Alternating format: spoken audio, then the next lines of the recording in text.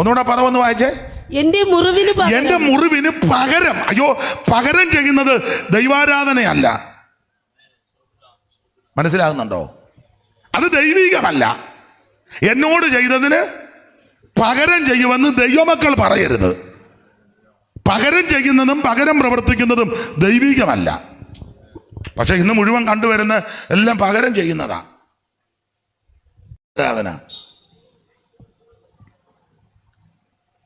മറ്റുള്ളവന്റെ പെടലി എടുക്കുന്നതല്ല ആരാധന. മറ്റുള്ളവനെ കൊല വിളിക്കുന്നതല്ല ആരാധന. പകരം ചെയ്യുന്നതും ആരാധനയല്ല. എന്നെ നിങ്ങൾക്കെല്ലാവരും പ്രയാസം ഇങ്ങനെ പറഞ്ഞിട്ടായിരിക്കും അല്ലേ? പിന്നെ എന്നെ പകരം ചെയ്യണമെന്ന് പറയണോ? അതായിരുന്നു ഞാൻ കുറച്ചുകൂടെ ഇളക്കം ഉണ്ടായേനെ. എനിക്ക് ഒക്കത്തില്ല. 9 ഒന്ന് വായിച്ചേ. പത്രോസിൻ്റെ 1-ാം ലേഖനം 3-ാം അധ്യായത്തിൻ്റെ 9-ാമത്തെ വാക്യമല്ലേ? ഒന്ന് വായിച്ചേ. പെട്ടെന്ന് വായിര്. ദോഷത്തിന് ദോഷവും ശകാരത്തിന് ശകാരവും പകരം ചെയ്യരുതെന്നാണ് ഈ പുസ്തകം പഠിപ്പിക്കുന്നത്. പക്ഷെ ലാമേക്കിന്റെ ആരാധന പകരം ചെയ്യുമെന്ന്. ഇതെല്ലാം മനുഷ്യന്റെ ആ സ്വഭാവ വൈകല്യങ്ങളാണ്. നമ്മുടെ പ്രമാണം എന്നാണെന്നറിയാമോ? ഈ കന്നത്തടിച്ചാൽ ഇപ്പുറത്തെ കന്നും കൂടെ കാണിച്ചു കൊടുക്കണം. ശത്രുവിനെ വിശക്കുന്നെങ്കിൽ തിന്മാൻ കൊടുക്കണം. 1 നാഴിക നടക്കാൻ നിർബന്ധിച്ചാൽ 2 നാഴിക നടക്കണം. ഉടുപ്പ് ചോദിക്കുന്നവന് പുതപ്പും കൂടെ കൊടുക്കണം. ശകാരത്തിന് പകരം ശകാരിക്കരുത്. ഒന്നുകൂടെ നിങ്ങൾ അനുഗ്രഹം അനുഭവിക്കേണ്ടതിന് വിളിക്കപ്പെട്ടത് കൊണ്ട് അനുഗ്രഹിക്കുന്നവരായിട്ടിരിക്കണം. നമുക്ക് പ്രമാണമതാ. 2 പേര് തമ്മിൽ കണ്ടു, സ്തോത്രം, ദൈവം അനുഗ്രഹിക്കട്ടെ, ഇതേ പറയാവൂ. ഇത് പറഞ്ഞേച്ചാൽ അവൻ പോയി കഴിയുമ്പോൾ പറയരുത് അവൻ ശരിയാകുകയല്ല, അങ്ങനെയും പറയരുത്. ചിലരങ്ങനെ കൈ കൊടുത്തു, സ്തോത്രം, എന്തുകൊണ്ട് വിശേഷം, സൗഖ്യമാണ്, ദൈവം അനുഗ്രഹിക്കട്ടെ. അവൻ അങ്ങോട്ട് പോയി നമ്മൾ ഇങ്ങോട്ട് വന്ന കൂടെ അവനെ ദൈവം അനുഗ്രഹിക്കുക, അവനെ കണ്ടോണം, അവനെ. ഇത് പറയരുത്. ഇവിടെ ലാമേക്ക് ഭാര്യമാരോട് പറയാ, എന്റെ മുറിവിന് പകരം. ഒന്നുകൂടെ വായിച്ച വാക്യം ഉൽപ്പത്തിയിൽ. എന്റെ മുറിവിന് പകരം ഞാനൊരു പുരുഷനെയും എന്റെ പരിക്കിന് പകരം ഒരു യുവാവിനെയും കൊല്ലും. എങ്ങനെയുണ്ട് ആരാധനക്കാര്? കൊല്ലുവെന്ന്. കൊല്ലുന്ന ആരാധനയല്ല. സത്യാരാധനയുടെ വിശേഷത മരിച്ചവൻ ഉയർക്കുന്നതാ. മരിച്ചവരെ ഉയർപ്പിക്കുന്ന ആരാധനയാ. ദൈവത്തിന് മഹത്വം. ഞാൻ ഇങ്ങനെ പറഞ്ഞാൽ അങ്ങനെ ഞാനങ്ങ് പറയും, ആ ഭാഗത്ത് തന്നെ നിന്ന് പറയും, നിങ്ങൾ ഇരുന്ന് കേൾക്കുകയും ചെയ്യും. എന്നിട്ട് നിങ്ങൾ പോകാൻ നേരത്ത് പറയും, കുഴപ്പമില്ല, എന്നായിരുന്നു വായിച്ച ഭാഗത്തോട്ടൊന്നും പുള്ളി വന്നില്ലെന്ന് നിങ്ങൾ പറയും. അതുകൊണ്ട് ആ ഭാഗം പെട്ടെന്ന് വിട്ടേക്കാം. ദൈവത്തിന് മഹത്വം. 4-ാം അധ്യായത്തിൻ്റെ ഒടുവിൽ എല്ലാവരും ആരാധിക്കുക. അക്കാലത്ത് ഏനോഷിൻ്റെ കാലത്ത് യഹോവയുടെ നാമത്തിലുള്ള ആരാധന. പകരം ചെയ്യാൻ പോയവരും കൊല്ലാൻ പോയവരും കിന്നരവും വേണുമൊക്കെ നന്നായിട്ട് ഊതുകയും മീട്ടുകയും ചെയ്തവരും, ഭയങ്കര ആൾക്കാരുടെ പെരുപ്പം പ്രഹസനമൊക്കെ കാണിച്ച് നടന്നവരും, ടെൻ്റടിച്ചവരും, മിടുക്കന്മാരും കഴിവുള്ള മുഴുവനെണ്ണവും വെള്ളം കുടിച്ച് ചത്തു. പക്ഷെ രക്ഷപ്പെട്ടത് 8 പേരാണ്. ആ 8 പേരുടെ വിശേഷത എന്നാണെന്നറിയാമോ? പറഞ്ഞ പ്രമാണം ഉണ്ടാക്കണം. പ്രമാണം അതാ. കണക്കുണ്ട്. 300 മുഴം നീളം, 50 മുഴം വീതി, 30 മുഴം ഉയരം, ഒറ്റ വാതില്, 3 തട്ട്, പല കിളിവാതില്. ഇതിനകത്തോട്ട് കയറാൻ ഒറ്റ വാതിലുള്ളൂ പെട്ടകത്തിന്. ഈ വാതിലിൽ കൂടെ വേണം അകത്ത് കയറാൻ. ആ പ്രമാണം അനുസരിച്ച് 8 പേരെ കയറിയുള്ളൂ മനുഷ്യജാതിയിൽ. ണ്ട് നോഹയുടെ കാലം പോലാന്ന് ഇങ്ങനെ സംഭവിക്കും. അതുകൊണ്ട് വെള്ളത്തിൽ കൂടി രക്ഷ പ്രാപിച്ചു. സ്നാനത്തിന് മുൻകുറി സ്നാനപ്പെടണം. ഷണ്ണനോട് പീലിപ്പോസ് തിരുവചനം സുവിശേഷം അറിയിച്ചു. ഈ തിരുവചനത്തെ അടിസ്ഥാനമാക്കി സുവിശേഷം പറഞ്ഞു. അന്നേരം ആ ഷണ്ണൻ പറഞ്ഞ വെള്ളം ഉടനെ ചോദിച്ചു, നീ വിശ്വസിക്കുന്നു എങ്കിലാകാം മുക്കി. ഷണ്ണൻ സന്തോഷിച്ച് വീട്ടിലോട്ടും പോയി. ജഡത്തിന്റെ അടുക്ക കളയാനല്ല, ദൈവത്തോട് നല്ല മനസാക്ഷിക്കാം, യേശുവിനോട് ചേരുവാൻ, യേശുവിനെ ധരിക്കുവാൻ, യേശുവിൻ്റെ മരണ അടക്ക പുനരുത്ഥാനത്തോട് ഏകീഭവിക്കുവാൻ. അതാ സ്നാനം. അപ്പൊ ആദ്യത്തെ സ്നാനം ഈ 8 പേരാ. പിന്നത്തെ സ്നാനം ചെങ്കടൽ കടന്നതാ. ദൈവത്തിന്റെ മഹത്വം. പിന്നെ പത്രോസിന്റെ പ്രസംഗത്തിൽ സഭയോട് ചേർന്നു. പിന്നെ തിരുവചനം പഠിച്ചേ വചനം. കൊർന്നല്യോസിന്റെ വീട്ടിൽ പത്രോസ് വന്ന് തിരുവചനം പറഞ്ഞു. ആ വചനം കേട്ട എല്ലാവരുടെ മേലും ആത്മാവ് വന്നെന്ന 10-ാം അധ്യായത്തിന്റെ 44-ാമത്തെ വാക്യത്തിൽ ഒന്ന് വായിച്ചേ. 10:44. ഈ വാക്കുകളെ പത്രോസ് പ്രസ്താവിക്കുമ്പോൾ തന്നെ വചനം കേട്ട എല്ലാവരുടെ മേലും പരിശുദ്ധാത്മാവ് വന്ന് അവർ അന്യഭാഷകളിൽ സംസാരിക്കുന്ന. അപ്പൊ പരിശുദ്ധാത്മാവ് എല്ലാവരുടെ മേലും വന്നു വചനം കേട്ടപ്പോൾ. യേശുക്രിസ്തു എന്തിനാ സുവിശേഷം? എല്ലാവരും രക്ഷപ്പെടാൻ. ആരാ കേൾക്കേണ്ടത്? എല്ലാവരും കേൾക്കണം. കേട്ടാലുള്ള ഗുണമെന്നാ? ശരിക്ക് കേട്ടാൽ 1 മാനസാന്തരം ഉണ്ടാകും, 2 സ്നാനം നടക്കും, 3 എല്ലാവരും അഭിഷേകം പ്രാപിക്കും. ഇതാ ഇതിൻ്റെ ആദ്യത്തെ പ്രമാണം. അതാ ആ സുവിശേഷമായി ഇവിടെ മുഴങ്ങിക്കൊണ്ടിരിക്കുന്നത്. ദൈവത്തിന് മഹത്വം ഉണ്ടാകട്ടെ, ദൈവത്തിന് സ്തോത്രം. അങ്ങനെയുള്ള സുവിശേഷ പുസ്തകം. യോഹന്നാന്റെ സുവിശേഷത്തിന്റെ വിശേഷത യേശുക്രിസ്തു ദൈവമാണെന്ന് തെളിയിക്കുക. യേശുക്രിസ്തു ഏകദൈവം, സത്യദൈവം, നിത്യദൈവം, സാക്ഷാൽ ദൈവം, ജീവനുള്ള ദൈവം. നിങ്ങൾ യോഹന്നാന്റെ സുവിശേഷം പഠിച്ചാൽ മറ്റ് 3 സുവിശേഷകര്, അതിൽ വിശേഷിച്ച് 2 പേര് മത്തായി മർക്കോസും. ആ മത്തായി മർക്കോസും യോഹന്നാനും ഒക്കെ എടുത്താൽ യോഹന്നാന്റെ സുവിശേഷം നിങ്ങൾ ശ്രദ്ധിച്ചിട്ടുണ്ടോ? ഏതാണ്ട് യേശുവിനെ പറ്റിയാ യോഹന്നാൻ തുടങ്ങുന്നത്. എന്നാൽ ലൂക്കോസും മത്തായിയൊക്കെ ശിശുവായ യേശുവിൽ തുടങ്ങുക. മത്തായി ശിശുവായ യേശുവിൽ തുടങ്ങുന്നു. ലൂക്കോസ് യേശു ജനിക്കുന്നതിന് മുമ്പുള്ള കാര്യമാണ് തുടങ്ങുന്നത്. യോഹന്നാൻ സ്നാപകന്റെ ജനനം മുതൽ. ഈ യോഹന്നാന്റെ സുവിശേഷത്തിന്റെ വിശേഷത നമ്മൾ പ്രധാനമായി സുവിശേഷത്തിൽ കൊടുത്തിട്ടില്ല.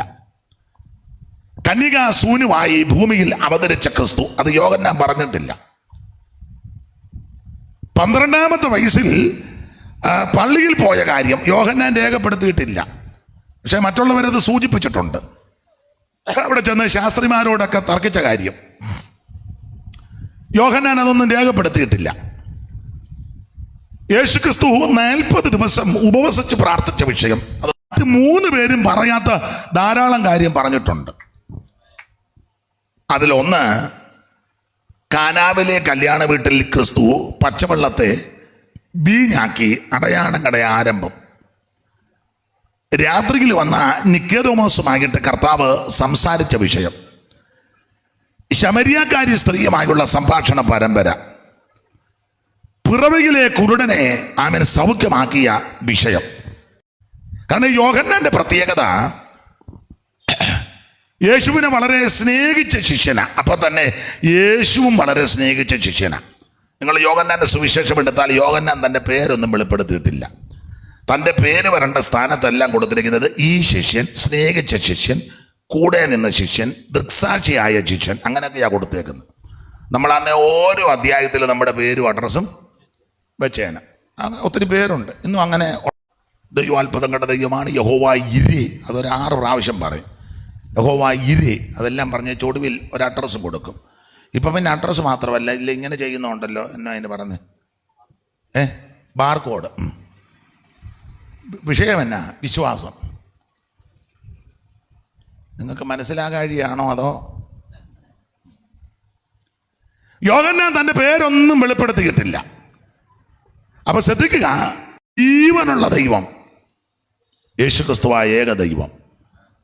ഓരോ അധ്യായത്തിലും ക്രിസ്തുവിൻ്റെ മഹത്വം വെളിപ്പെടുത്തുകയാണ്. എല്ലാ ഭാഗവും ഞാൻ പറയുന്നില്ല. 1-ാം അധ്യായത്തിൽ കടന്നു പോകുന്ന യേശുവിനെ ചൂണ്ടിക്കൊണ്ട് യോഹന്നാൻ സ്നാപകൻ പറയുന്ന കാര്യം, യോഹന്നാൻ അപ്പോസ്തലൻ പറഞ്ഞ, ഇതാ ലോകത്തിൻ്റെ പാപത്തെ ചുമക്കുന്ന ദൈവത്തിൻ്റെ കുഞ്ഞാട്. യേശുക്രിസ്തു ലോകപാപം ചുമക്കുന്ന ദൈവ കുഞ്ഞാടാ. ഇന്ന് രാത്രി എന്നെ കേൾക്കുന്ന ബഹുമാന്യരെ, പാപത്തിന് പരിഹാരം ഒന്നും പാപം പരിഹരിക്കത്തില്ലെന്ന ഈ പുസ്തകം പഠിപ്പിക്കുന്ന, ഈ പുസ്തകം പഠിപ്പിക്കുന്നത് അതങ്ങനെ തന്നെയാ. യേശുക്രിസ്തുവിൻ്റെ പരിശുദ്ധ രക്തം നിർമ്മല രക്തം, വിലയേറിയ രക്തം, ഗുണകരമായി സംസാരിക്കുന്ന രക്തം, പുണ്യാക രക്തം, ആട്ടുകൊറ്റന്മാരുടെയും കാടക്കിടാക്കിന്റെ രക്തവും മലിനപ്പെട്ടമ തളിക്കുന്ന പശുഭസ്മവും ജഡിക ശുദ്ധി വരുത്തുമ്പോൾ നിത്യാത്മാവിനാൽ പിതാവാൻ ദൈവത്തിന് തന്നെത്താൻ നിഷ്കളങ്കനായി സമർപ്പിച്ച യേശുക്രിസ്തുവിന്റെ പരിശുദ്ധ രക്തം സകല പാപങ്ങളും പോക്കി ശുദ്ധീകരിക്കും. അതാ യോഹന്നാൻ കുഞ്ഞാടെന്നും യോഗ്യനായ കുഞ്ഞാടെന്നും വിളക്കാകുന്ന കുഞ്ഞാടെന്നും അതുപോലെ തന്നെ ആരാധനയ്ക്ക് യോഗ്യനായ കുഞ്ഞാടെന്നും മഹത്വത്തിന്റെ കുഞ്ഞാടെന്നൊക്കെ അലങ്കാര ഭാഷയിലെ ഉപമകളാലൊക്കെ ഈ പുസ്തകത്തിൽ പല ഭാഗത്തും രേഖപ്പെടുത്തിയിട്ടുണ്ട്. ഇനി നെടലും പൊരുളും പഠിക്കുമ്പോൾ നിങ്ങൾക്ക് വേദപുസ്തകം പഠിക്കുന്നവർക്കറിയാം, ഉൽപ്പത്തി പുസ്തകം 22-ാം അധ്യായത്തിൽ ഇസഹാക്കിന് പകരം ഒരാട് അറക്കപ്പെട്ടതായിട്ട് കാണുന്നുണ്ട്. പുറപ്പാട് പുസ്തകം 12-ാം അധ്യായത്തിൽ വീട് 1 ഒരാട്ടുംകുട്ടിയെ യാഗമാക്കുന്നതായിട്ട് കണ്ടിക്കുന്നതായിട്ട് കാണുന്നുണ്ട്. പുറപ്പാട് 12 കുടുംബങ്ങൾക്ക് വേണ്ടി യാഗമാകുന്ന കുഞ്ഞാട്. ലേവിയ 16 12 ഗോത്രങ്ങൾക്ക് വേണ്ടി മാത്രം, അല്ലെങ്കിൽ യഹൂദന് വേണ്ടി മാത്രം യാഗമാക്കപ്പെടുന്ന ഒരാട്. എന്നാൽ യോഹന്നാന്റെ സുവിശേഷം 1-ാം അധ്യായത്തിലെ കുഞ്ഞാടിന്റെ പ്രത്യേകത വ്യക്തിക്കും കുടുംബത്തിനും 10 ഗോത്രങ്ങൾക്ക് വേണ്ടി 12 ഗോത്രങ്ങൾക്ക് വേണ്ടി മാത്രമല്ല, മുഴു ലോകത്തിന്റെ പാപം ചുമക്കുന്ന കുഞ്ഞാടാ. അതാ യേശുക്രിസ്തു. ഞാനെപ്പോഴും പറയും, യേശുക്രിസ്തു ഒരു വിഭാഗത്തിന്റെ മതത്തിന്റെ സംഘടനയുടെ ആളല്ല. കുബേരനോ കഴിവുള്ളവനോ കഴിവില്ലാത്തവനോ വെളുത്തവനോ കറുത്തവനോ കാശുള്ളവനോ കാശില്ലാത്തവനോ നിറമുള്ളവനോ നിറമില്ലാത്തവനോ നിലവാരം കൂടിയവനോ നിലവാരം കുറഞ്ഞവനോ, ഇത് ഏത് വിഭാഗമാകട്ടെ, ദൈവത്തിന് ഇതൊന്നും വിഷയമല്ല. ആമേ, എന്റെയും നിന്റെയും പാപം പരിഹരിക്കുവാനാ ദൈവ കുഞ്ഞാടാകുന്ന യേശു നമുക്ക് വേണ്ടി ജീവനെ തന്നത്. ഇന്ന് രാത്രി അതിന് 5 പൈസ മുടക്കണ്ട, അര കാശ് മുടക്കണ്ട, 1/2 മൈൽ നടക്കണ്ട, ഹൃദയം കർത്താവിന് കൊടുത്തേ. എൻ്റെ യേശുവേ, ഇന്ന് രാത്രി എന്നെ രക്ഷിക്കണം. അങ്ങനെ പ്രാർത്ഥിക്കുന്ന പാപത്തെ ചുമക്കുന്ന ദൈവ കുഞ്ഞാട് യേശുവിന്റെ രക്തം പരിശുദ്ധ രക്തമാണ്. ശുദ്ധിക്കായി നീ യേശു സമീപേ പോയോ, കുളിച്ചോ കുഞ്ഞാട്ടിൻ രക്തത്തിൽ, പൂർണ്ണശ്രേയം ഈ നിമിഷം തൻ കൃപാതന്നിൽ.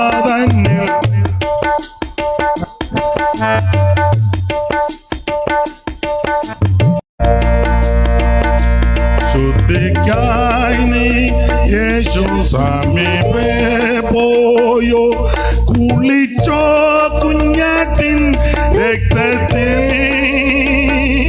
പൂർണ്ണശ്രേയം ഈ നിമിഷം തൻ കൃപാതന്നിൽ വച്ചോ. ശുദ്ധി ആയോ നീ,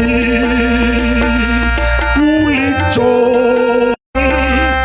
ഇപ്പോൾ നീ കളങ്കമോ കുളിച്ചോ. ഇന്ന് രാത്രി യേശുക്രിസ്തുവിന്റെ പരിശുദ്ധ രക്തം സകല പാപങ്ങളും പോക്കി നമ്മെ ശുദ്ധീകരിക്കും. 1-ാം അധ്യായത്തിൽ അതാ യോഹന്നാൻ വെളിപ്പെടുത്തിയിരിക്കുന്നത്. യോഹന്നാന്റെ സുവിശേഷം 2-ാം അധ്യായത്തിൽ കാനാവിലെ കല്യാണ വീട്ടിൽ യേശു പച്ചവെള്ളത്തെ വീഞ്ഞാക്കി ആകുന്ന ദൈവമാണ്. അയിത്തോച്ചാടനമൊക്കെ നടത്തിയ യേശു മുമ്പോട്ട് യാത്ര ചെയ്തത്. ശമരിയായിൽ കയറി ആ സ്ത്രീയോട് വെള്ളം ചോദിച്ചു. അയിത്തമുള്ള കാലം അയിത്തം. ഈ സുവിശേഷം കൊണ്ടേ ഇതൊക്കെ മാറുകയുള്ളൂ. അതാ അവിടെ തെളിയുന്നത്. അല്ലെങ്കിൽ കേരളത്തിലെ നമ്മുടെ ഇന്ത്യയുടെയൊക്കെ ചരിത്രം എടുത്ത് സുവിശേഷം വന്നതുകൊണ്ടായ അയിത്തത്തിനൊക്കെ ഒത്തിരി വ്യത്യാസം വന്നേ. ഒന്നിച്ചൊരു പള്ളിയിൽ ഇരിക്കുകയും ആരാധിക്കുകയും അടുത്തിരിക്കുകയും ഒരു കസാരയിലൊക്കെ ഇരിക്കുകയും ഭക്ഷിക്കുകയും പാടെല്ലാം സുവിശേഷം വന്നതുകൊണ്ട് ഇതിൽ കയറുമെന്നൊക്കെ പറയുന്നുണ്ട്. കയറ്റുമോ എന്നുള്ളത് നിങ്ങൾക്കൊന്നും പിടികിട്ടുന്നില്ല. ഒരു ദിവസം ഞാൻ പോകുമെന്നോ ചെല്ലുവെന്നോ എന്നാലും അവർ പറഞ്ഞു മിക്കവാറും ഞങ്ങൾ കയറ്റുന്നതന്നെ. അവിടെ ഉള്ളവർ തന്നെ കയറിയിട്ട് പിന്നെയും പ്രശ്നമാണ്. പക്ഷേ ഈ സുവിശേഷത്തിൻ്റെ വിശേഷത എല്ലാവരും ഒരുപോലെ വിസ്തരിക്കുന്നില്ല. സുവിശേഷം കൊണ്ട് ഇതൊക്കെ മാറുകയുള്ളൂ. എന്തെങ്കിലും മാറ്റം വന്നിട്ടുണ്ടെങ്കിൽ അത് സുവിശേഷം വന്നതുകൊണ്ടാണ്. അതെ, എന്തെങ്കിലും മാറ്റം വന്നിട്ടുണ്ടെങ്കിൽ അതിൻ്റെ മൂല കാരണം സുവിശേഷം വന്നതുകൊണ്ടാണ്. അതുകൊണ്ട് എന്തെങ്കിലും വ്യത്യാസങ്ങൾ ഉണ്ടാകണമെങ്കിൽ സുവിശേഷം കൊണ്ടേ നടക്കൂ. അതുകൊണ്ടാണ് ഇത് പറയുന്നത്. അല്ലാതെ ആരോടും വൈരാഗ്യം ഉണ്ടായിട്ടല്ല. ദൈവത്തിന് മഹത്വം. മനുഷ്യനെ മനുഷ്യനായി കാണുകയും ബഹുമാനിക്കുകയും ആദരിക്കുകയും ചെയ്യണം. കാരണം ഈ സുവിശേഷം പറയുന്നത് എന്നാണെന്നറിയാമോ? ഈ പെട്ടന ഇവരും അവരുമായിട്ട് സഹകരിക്കരുത്. മറ്റവർ പ്രത്യേക സ്ഥലത്ത് പോകും, ഇവരിന്ന സ്ഥലത്ത് അല്ലല്ല. സകല ആൾക്കാരുടെയും ആത്മാവ് വിലയേറിയതാണ്. സുവിശേഷം അതാ പറയുന്നത്. ഒരു മനുഷ്യന്റെ ആത്മാവ് ഭൂലോകത്തേക്കാൾ വിലയേറിയതാണ്. അതുകൊണ്ടാണ് നമ്മുടെയൊക്കെ സഭയിൽ ആര് വന്നാലും നമ്മൾ ഉൾക്കൊള്ളുന്നത്, ഇല്ലേ? അതെ, നിങ്ങൾ വന്ന് നോക്ക്, മറ്റുള്ളവർ വന്ന് നോക്ക്, ആര് വന്നാലും നമ്മൾ സ്വീകരിക്കുക, ഇല്ലയോ? മിണ്ടുന്നില്ല. ഭിക്ഷക്കാരൻ അവൻ്റെ സാഹചര്യം കൊണ്ടാണ് ഭിക്ഷ എടുക്കുന്നത്, അവൻ്റെ ആത്മാവും വിലയേറിയതാണ്. ഉന്നതനായ ഒരു ഉദ്യോഗസ്ഥൻ വന്നാലും കൈ കൊടുത്ത് സ്വീകരിക്കണം. ആ മാന്യ വ്യക്തിയുടെയും ആത്മാവ് വിലയേറിയതാണ്. വഴിയിലിരുന്ന് ഭിക്ഷ യാചിക്കുന്നവൻ്റെ ആത്മാവും ഉന്നത ഉദ്യോഗസ്ഥൻ്റെ ആത്മാവും ഈ വേദപുസ്തകം അത് രണ്ടും ഒരുപോലെ ആണെന്ന് നിങ്ങൾക്ക് വിശ്വാസം. യാതൊരു ഗതിയും ഗത്യന്തരവുമില്ലാതെ എല്ലാവരാലും വെറുക്കപ്പെട്ട് തള്ളപ്പെട്ട ഒരു വ്യക്തിയെ അങ്ങ് ചിന്തിച്ചു. ആർക്കും വേണ്ട, കാണാനും ചന്തമില്ല, വിദ്യാഭ്യാസവുമില്ല, കുലീനതയൊന്നുമില്ല, യാതൊരു ഗതിയും ഗത്യന്തരവുമില്ല. ആ വ്യക്തിയുടെ ആത്മാവും ബഹുമാനപ്പെട്ട കേരള മുഖ്യമന്ത്രി പിണറായി വിജയന്റെ ആത്മാവും രണ്ടും ഒരുപോലെ വിലയേറിയതാണ്. അതായത് സുവിശേഷത്തിൻ്റെ വിശേഷത. അവരുടെ ആത്മാവും രണ്ടും ഒരുപോലെ വിലയുള്ളതാണ്. അതായത് സുവിശേഷത്തിൻ്റെ വിശേഷത. മനസ്സിലായോ? അമേരിക്കൻ പ്രസിഡന്റ് അങ്ങനെയാണെന്നല്ലോ പറഞ്ഞു കൊടുക്കുന്നത്. ലോകത്തിലെ പ്രധാനപ്പെട്ട പുള്ളിയാന്ന എല്ലാം വെച്ചേക്കുന്നത്. അങ്ങനെ വെച്ചേക്കുന്നത്. എന്നാ പറഞ്ഞാൽ അമേരിക്ക ആയിക്കോട്ടെ. അമേരിക്കൻ പ്രസിഡന്റിൻ്റെ ആത്മാവും ഇവിടെ സാധാരണ ഒരു മനുഷ്യൻ്റെ ആത്മാവ് രണ്ടും ഒരുപോലെ സഭയെ സ്വീകരിക്കും. അങ്ങനെ സ്വീകരിക്കണം. അങ്ങനെ സ്വീകരിക്കാത്ത ഏതേലും സഭയുണ്ടെങ്കിൽ അത് ദൈവസഭയല്ല, കള്ളന്മാരുടെ ഗുഹയാ.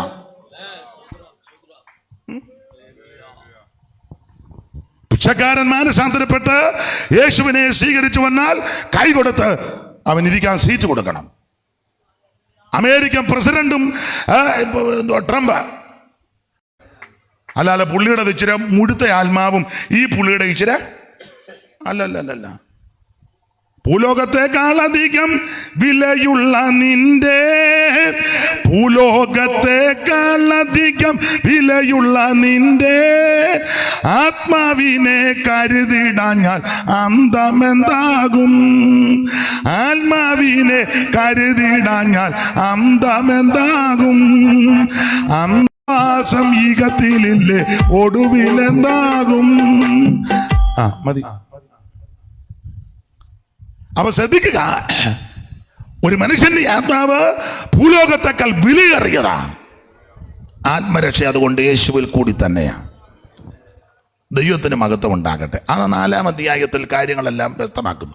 5-ാം അധ്യായത്തിൽ സകല ദീനങ്ങളും വ്യാധികളും സൗഖ്യമാക്കുന്ന ദൈവമാണ്.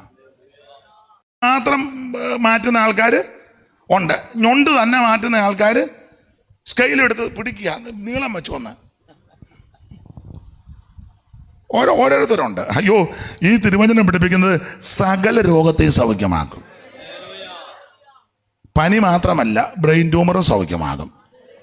ഷുഗറിൻ്റെ പ്രോബ്ലം മാത്രമല്ല, ക്യാൻസറും സൗഖ്യമാകും. കിഡ്നി പ്രോബ്ലം മാത്രമല്ല, ഹാർട്ടിൻ്റെ പ്രോബ്ലവും മാറും. നിന്റെ ശരീരത്തെ praise the Lord, praise the Lord. നമ്മുടെ പാപങ്ങൾ ഒത്തമിതം പരൻ പകരം നമ്മോടു പ്രവർത്തിക്കുന്നില്ല.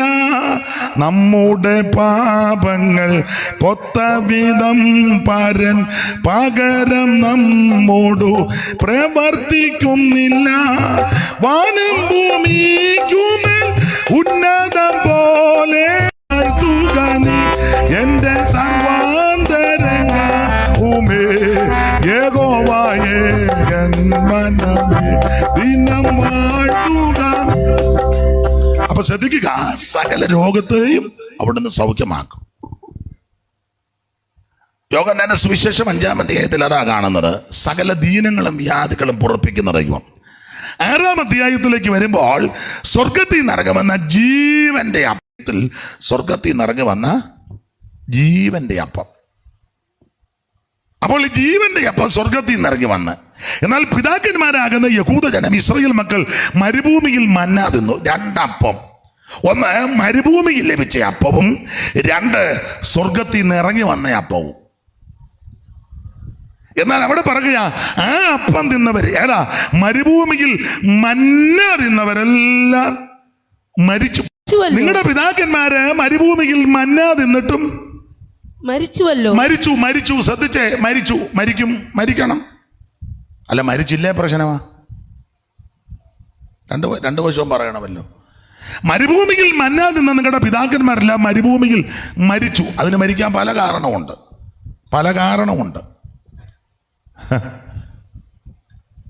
ഒരു കാരണം പറയാം, എല്ലാം എടുക്കാൻ നേരമില്ല. കൊരിന്ത്യർക്ക് എഴുതിയ 1 അവരിൽ ചിലർ പരസംഗം ചെയ്ത് ഒരു ദിവസത്തിൽ 23,000 പേര് വീണുപോയതുപോലെ വീണുപോയി. ഇനി 5-ാം വാക്യം വായിച്ചേ. 5. എങ്കിലും അവരിൽ മിക്കപേരിലും ദൈവം പ്രസാദിച്ചില്ല. അവരെ മരുഭൂമിയിൽ തള്ളിയിട്ടു വീണു പട്ടു. ഇങ്ങനെയൊക്കെയാ പദം. തെള്ളിയിട്ടു വീണു പട്ടു. സ്നാനമേറ്റ് മോശയോട് ചേർന്നു. എല്ലാവരും ഒരേ ആത്മീയ ആഹാരം തിന്നു. എല്ലാവരും ആത്മീയ പാനീയം കുടിച്ചു. അവരെ അനുഗമിച്ച് ആത്മീയ പാറയുന്നല്ലോ അവർ കുടിച്ചത്. ആ പാറ ക്രിസ്തുവാകുന്നു. എങ്കിലും മിക്ക പേരിലും ദൈവം പ്രസാദിച്ചില്ല. അവരെ മരുഭൂമിയിൽ തെള്ളിയിട്ട കാര്യം നിങ്ങൾ അറിയാതെ ഇരിക്കുന്നതെന്ന് ആഗ്രഹിക്കുന്നു. അടുത്ത പദം വായിച്ചേ. ഇത് നമുക്ക് ദൃഷ്ടാന്തമായി സംഭവിച്ചിരിക്കുന്നു. അവർ മോഹിച്ചതുപോലെ. അപ്പൊ ഈ മരുഭൂമിയിൽ ഇവര് ഈ മന്ന തിന്നിട്ട് മരിച്ചു പോകാൻ കാര്യം ഒന്ന് മോഹം. തിന്നവരും മരിച്ചുപോയി. ആ ഭാഗത്ത് 5 കാര്യമാ മരിക്കാൻ കാര്യം. ഒന്ന് ദുർമോഹം. ദൈവമക്കൾക്ക് ദുർമോഹം ഉണ്ടാകരുത്. മോഹങ്ങൾ ജനിക്കുമാറ് ജഡത്തിനായി മിണ്ടുന്നില്ല. ചിലക്ക് ഭയങ്കര ആഗ്രഹമല്ലേ മോഹം. വിഷയഭോഗങ്ങളാലില്ലോരു തൃപ്തി. എത്ര കിട്ടിയിട്ട് തൃപ്തി വരുന്നില്ല. അതിനാൽ ആയുസ്സിന്റെ നശ്വരതയും പാപകൃതിയും വിഷയഭോഗങ്ങളാലില്ലോരു തൃപ്തി യവസുഷരവും പിന്നെ പാത്രവും ഉടഞ്ഞു പോവും. ആരോട് പറയാൻ? ചങ്ങലയിലും ആശച്ചങ്ങല ഭയങ്കരം. ചങ്ങല ഭയങ്കരമാ, അതിലും ഭയാനകമാ ആശച്ചങ്ങല. മോഹം.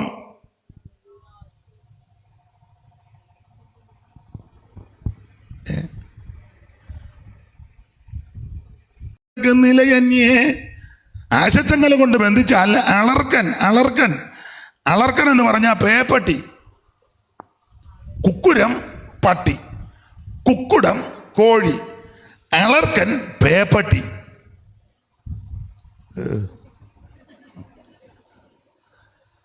ഈ മോഹങ്ങൾ ദുർമോഹം അകത്തോട്ട് കയറിയാൽ പേപ്പട്ടി നടക്കും പോലെ നടക്കും. കണ്ടിട്ടില്ലേ ചെല്ലിന് പോകുന്നേ? നടക്കുക, ആരെ കണ്ടാലും കടിക്കും. ചില ആൾക്കാർക്ക് മോഹവും ആഗ്രഹവും കയറിയ പേപ്പട്ടി പോകുമ്പോൾ വണ്ടി വരുന്നതും കാണുന്നില്ല, ഓട്ടോ വരുന്നതും കാണുന്നില്ല, സ്കൂട്ടറുകാരൻ വരുന്നതും കാണുന്നില്ല.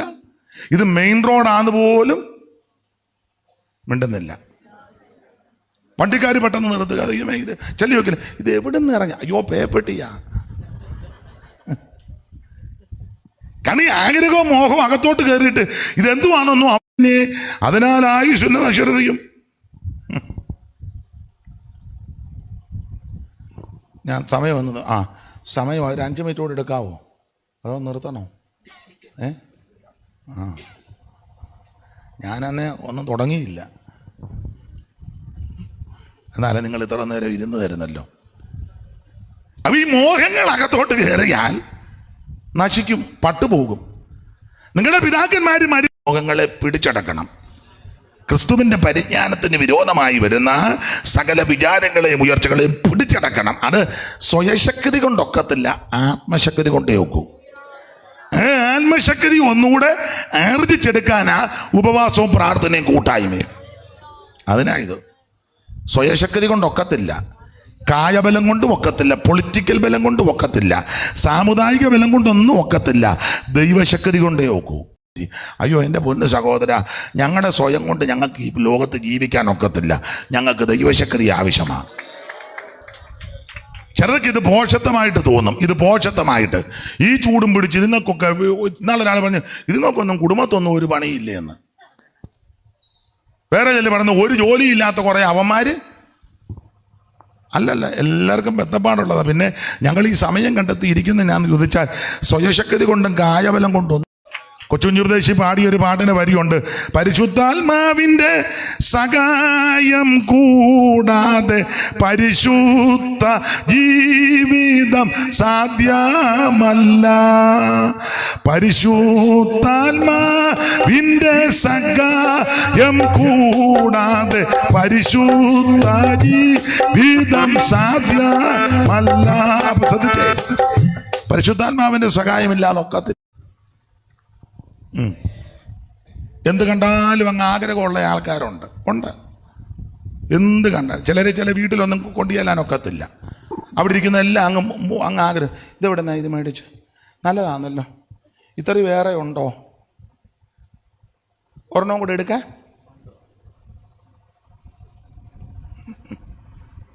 മനസ്സിലാകുന്നില്ലല്ലയോ?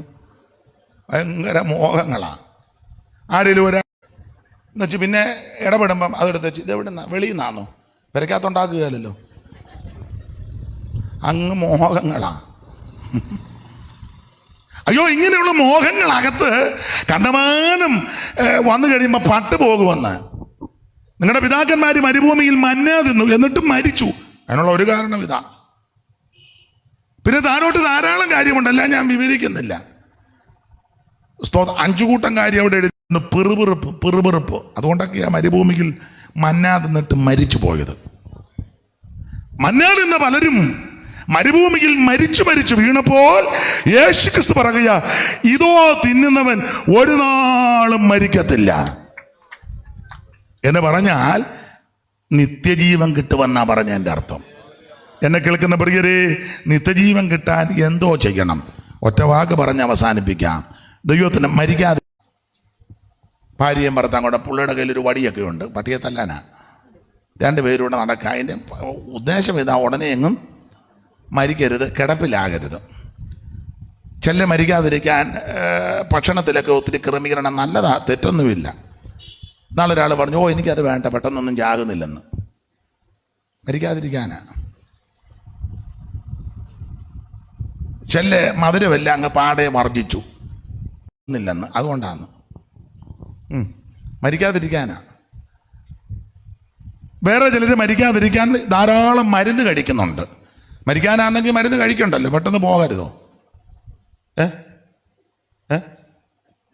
ഈ മരുന്നെല്ലാം വേറൊരാൾ ഭക്ഷണം കഴിച്ചപ്പം വേറെ മരുന്ന് കഴിച്ചപ്പോൾ ചോദിച്ചാൽ അതെന്തുവാ, നിങ്ങളറിയാത്തൊരു ഭക്ഷണം എനിക്കുണ്ടെന്ന്. അങ്ങനല്ലേ പുസ്തകത്തിൽ വാക്യം? നിങ്ങളറിയാത്ത ഒരു ആഹാരം ആയിക്കോട്ടെ. ഞാൻ എന്നാ ചെയ്യണം? 2-3 കാര്യം പറഞ്ഞ് നിർത്താം. ഒന്ന് വായിച്ചേ. ഉൽപ്പത്തി പുസ്തകം 42-ാം അധ്യായത്തിൻ്റെ 1-2 പെട്ടെന്ന് വായിച്ചാട്ടെ. പെട്ടെന്ന് വായിച്ചോ, നിർത്താൻ പോവുക. ഉൽപ്പത്തി പുസ്തകം 42-ന്റെ 1-2 പെട്ടെന്ന് വായിര്. മരിക്കാതിരിക്കാൻ എന്നാ ചെയ്യണം? മിസ്രൈമിൽ ധാന്യമുണ്ടെന്ന് യാക്കോബ് പറഞ്ഞപ്പോൾ തന്റെ പുത്രന്മാരോട് നിങ്ങൾ തമ്മിൽ നോക്കി നിൽക്കുന്നത് എന്ത്? മിസ്രൈമിൽ ധാന്യം നമുക്ക് ധാന്യം. ശ്രദ്ധിച്ചേ, മരിക്കാതിരിക്കാൻ ചെയ്യേണ്ട 1-ാമത്തെ കാര്യം യാക്കോബ് തന്റെ പിള്ളേരോട് പറയുക, നാം മരിക്കാതെ ജീവിച്ചിരിക്കേണ്ടതിന് നിങ്ങൾ മിസ്രയീമിൽ ചെന്ന് ധാന്യം കൊണ്ടുവരണം. വിശദീകരിക്കുന്നില്ല. മിസ്രയീമിൽ ചെന്ന് ധാന്യം കൊണ്ടുവരണമെന്ന് പറഞ്ഞതിൻ്റെ ആത്മീയ അർത്ഥവും കൂടെ പറയാം. വെളിപ്പാട് പുസ്തകം 11-8 വായിച്ചേ. മിസ്രയീം എന്തുവാ ആത്മീയമായിട്ട് പറയുമ്പോൾ? 11-8 എന്നും മിസ്രയീം എന്നും പേരുള്ളതുമായ മഹാനഗരത്തിന്റെ വീതിയിൽ അവരുടെ ശവം കിടക്കും എന്ന് പറഞ്ഞാൽ, ആത്മീകമായി മിസ്രയീം എന്ന് പേരുള്ള മഹാനഗരത്തിന്റെ വീഥികളിൽ അവരുടെ ശവം കിടക്കും എന്ന് പറഞ്ഞാൽ അവരുടെ കർത്താവ് ക്രൂശിക്കപ്പെട്ട ഇടം. അപ്പൊ ആത്മീകമായി മിസ്രയീം എന്ന് പറഞ്ഞാൽ യേശു ക്രിസ്തു. മറ്റൊരുത്തനും രക്ഷയില്ല, യേശു മാത്രമാ രക്ഷകൻ. നിനക്ക് നിത്യജീവൻ ലഭിക്കുവാൻ എന്നേക്കും ജീവിച്ചിരിക്കാൻ ചെയ്യേണ്ട പ്രധാനപ്പെട്ട ഘടകം ക്രൂശിന്റെ ചുവട്ടിൽ വന്ന് യേശുവിനെ രക്ഷിതാവായി സ്വീകരിക്കണം. 2 പേരും യേശുവിൻ്റെ അടുത്താ, പക്ഷെ ഒരുത്തനെ രക്ഷപ്പെട്ടുള്ളൂ. ഒരുത്തനെ 2 പേരും ചേർന്ന് കിടക്കുക അടുത്ത് കിടന്നതോടെ ഇറക്കാൻ. അന്നേരം മറ്റവൻ ഇച്ചിരി വെളിവുള്ളവനാ. അവൻ പറഞ്ഞേടാ, മുടിഞ്ഞവൻ, അങ്ങനെ എഴുതിയിട്ടില്ല, മുടിഞ്ഞവനെ ആണ് കയറിയിട്ട് നീ ഒതുങ്ങുകയല്ലേടാ. നമ്മൾ എന്തെല്ലാം തോന്നിവാസം ചെയ്തതിൻ്റെ ശിക്ഷയായിട്ടായി കൂശയിൽ ഇങ്ങനെ തൂങ്ങി കിടക്കുന്നത്. ഈ നീതിമാൻ ഒന്നും ചെയ്തിട്ടില്ല, അവൻ അത്രയും വെളിവുണ്ടായിരുന്നു. ഈ നീതിമാൻ ഒന്നും ചെയ്തില്ല. നാ കിടക്കടാന്ന് പറഞ്ഞു. ചാകാൻ നേരത്ത് നീ തോന്നിവാസം പറയുകയാണ്, നാ കിടക്കും. അപ്പൊ അവന് ബോധ്യപ്പെട്ടു അവിടുന്ന് രാജാതിരാജാവാ, അവിടുന്ന് വീണ്ടും തിരിച്ചു വരും, അവിടുന്ന് രക്ഷകനാ. ആ ക്രൂശിൽ കിടന്നവൻ യേശുവിനെ രക്ഷിതാവായി അംഗീകരിച്ചു. അതുകൊണ്ടാണ് കർത്താവ് പറഞ്ഞത്, ഇന്ന് നീ എന്നോടുകൂടെ പർദീസാകില്ല. അപ്പോൾ ക്രൂശിൻ്റെ ചുവട്ടിൽ വന്ന് യേശുവിനെ രക്ഷിതാവായി സ്വീകരിക്കണം. രക്ഷ തേടി ദൂരോട്ടൊന്നും പോകണ്ട, രക്ഷ അടുത്തല്ലേ, സമീപത്താ. ഞാനിങ്ങനെ പറയുന്നത്, എൻ്റെ ഇത്ര ഇഞ്ച് കനമുള്ള പലകയേ ഉള്ളൂ. ഇത്ര ഇതിന് വെളിയിൽ ന്യായവിധി, അകത്ത് രക്ഷ. രക്ഷ ദൂരത്തല്ല, അടുത്താ. ഇന്ന് രാത്രി നീ രക്ഷിക്കപ്പെടണം, യേശു ക്രിസ്തുവിനെ രക്ഷിതാവായി സ്വീകരിക്കണം. അതുകൊണ്ട് മരിക്കാതിരിക്കാൻ ചെയ്യേണ്ടത്, ഒന്ന് ക്രൂശിൻ്റെ ചുവട്ടിൽ വന്ന് യേശുവിനെ രക്ഷിതാവായി സ്വീകരിക്കണം. അതിന് 5 പൈസ മുടക്കണ്ട, ഇരിക്കുന്ന ഇടത്തിൻ്റെ ഒരൊറ്റ പ്രാർത്ഥന പ്രാർത്ഥിച്ചാൽ മതി, എൻ്റെ യേശുവെ എന്നെ രക്ഷിക്കണം. വായിച്ചു. എന്നാൽ നിങ്ങൾ മരിക്കാതിരിക്കേണ്ടതിന് തോട്ടത്തിന്റെ നടുവിലുള്ള വൃക്ഷത്തിന്റെ ഫലം തിന്നരുത്. അതാ മരിക്കാതിരിക്കാൻ അതാ ചെയ്യേണ്ടത്. തോട്ടത്തിന്റെ നടുവിലുള്ള വൃക്ഷത്തിന്റെ ഫലം തിന്നരുത്. അത് മതി. അരുത്. ഈ വേദപുസ്തകം നിങ്ങൾ വായിച്ചാൽ അരുതെന്ന് ധാരാളം കാര്യങ്ങൾ പറഞ്ഞിട്ടുണ്ട്. കൊല ചെയ്യരുത്. ഇതിന്റെ എല്ലാം ഒറ്റവാക്കി പറഞ്ഞാൽ വേർപാട് പാലിക്കണം. മരിക്കാതെ ജീവിച്ചിരിക്കാൻ ചെയ്യേണ്ട രണ്ടാമത്തെ കാര്യം, കർക്കശമായി വേർപാട് പാലിക്കണം. പാപത്തോടും ലോകത്തോടും ലോക ഇമ്പങ്ങളോടും ലോക ആഡംബരങ്ങളോടും ലോകമോഹങ്ങളോട് വിരക്തി തോന്നി വേർപാട് പാലിക്കുന്ന ദൈവകുഞ്ഞുങ്ങൾ എന്നേക്കും ജീവിച്ചിരിക്കും. ഇന്ന് രാത്രി ആ സമർപ്പണത്തോടെ വേണം നമ്മൾ ഈ യോഗം കഴിഞ്ഞ് മടങ്ങിപ്പോകാൻ. ഞാൻ എൻ്റെ വാക്ക് നിർത്തുക.